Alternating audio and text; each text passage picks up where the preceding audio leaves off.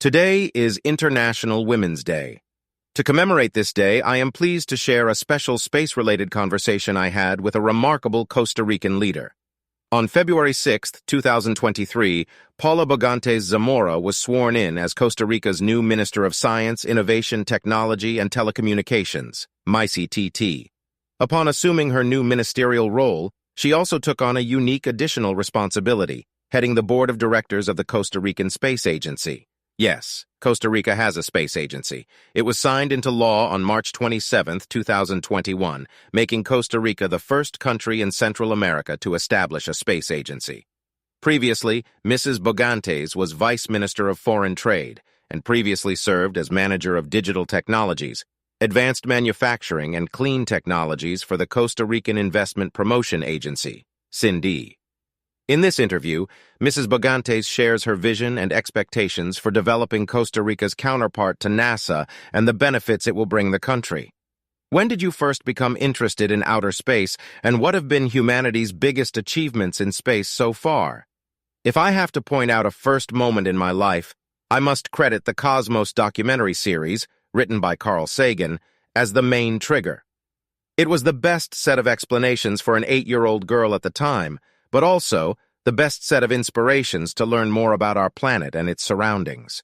For me, space exploration is a challenge that constantly pushes humanity not only to understand the yet unknown, but to try new possibilities, new thresholds, and even new abilities that naturally generate development. So far, I believe that the greatest achievement of humanity in space has been enhancing science and reducing its dependence on our planet's limited resources. The Book to the Stars. Costa Rica in NASA documented the inspiring stories of several Costa Ricans who have gone on to work at a variety of NASA centers. They range from one of the world's most accomplished astronauts, a high-ranking director at NASA HQ, technicians who have helped build space telescopes, rovers and probes, as well as award-winning oceanographers, scientists, and engineers. Several other Costa Ricans are working in the space business in Europe, and several more Costa Ricans have joined NASA as contractors in the last few years. A new generation of Costa Ricans has been developing homegrown space missions and launching satellites. What do you think their success and ambition says about Costa Rica's education system and where this momentum can take Costa Rica in the future? The educational system of Costa Rica is one of the most valuable things that we have as citizens. We must be proud. Our history shows that, somewhat miraculously, our education is a great source of brilliant professionals, scientists, technologists, artists, and even talented game changers that have impacted the world with their ideas, inventions, and creativity. However, this educational system must be adapted and updated at the same speed of technological growth. As minister, I'm committed to the promotion and creation of capabilities in science, innovation, and technology, understanding it as an enabling tool for development and the way to create competitive advantages for our country. In that same way of thinking, one important challenge that we have as a country is the inclusion of women in science and technology. And for this reason, we launched the 2018-2027 National Policy for Equality between women and men in training and employment in areas such as science, technology, telecommunications, and innovation.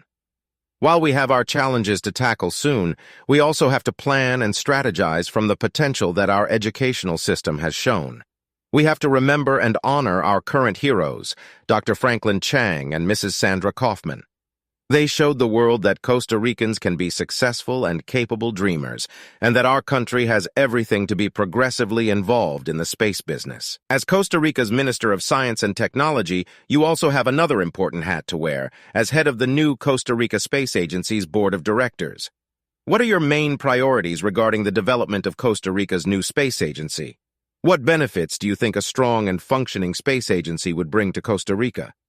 My main goal as president of the Costa Rican Space Agency is to ensure that we pay attention not only to our local ambitions and urgencies, but to accept the global levels of excellence that are needed to be a serious player in the space agenda.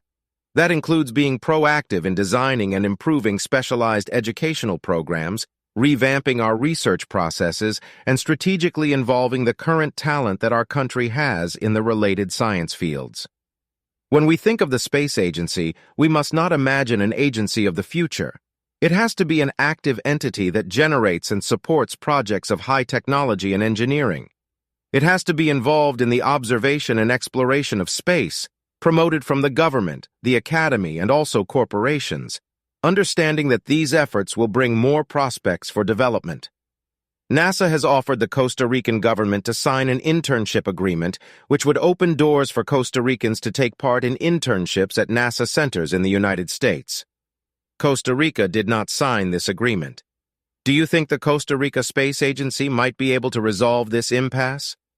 The possibility of taking advantage of the indicated internships was reviewed by the ministry.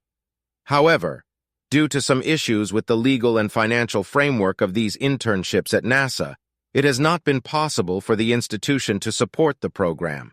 MyCTT has designed its own and supported other internship programs, student exchanges, and financing higher studies for Costa Ricans in other countries. In this regard, I would like to recommend to the Tico Times readers to be attentive to the information shared by our Innovation and Research Promotion Agency. The agency will be the point of contact, a facilitator, with academia and industry in this field, and this will undoubtedly translate into technological development and the expansion of our current capabilities as a country. This will also allow the improvement in quality recognition and the global reach of our products and services. Mexico, Chile, and Argentina have signed cooperation agreements with the European Space Agency. Would you like to see the Costa Rican Space Agency do the same? Definitely. We are working to establish the agency as a trustworthy partner to promote cooperation programs and agreements. We will explore these opportunities looking to enhance the capacity building and knowledge creation skills from the government, our educational system, and even our private sector.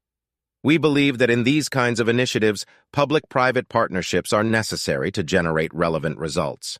Costa Rica was offered by NASA to sign the Artemis Accords, but so far has not done so. To date, 23 nations have affirmed their commitment to transparent, safe, and sustainable space exploration by signing. The Artemis Accords are being reviewed by the Ministry of Foreign Affairs, as they are the government entity in charge of validating the international agreements.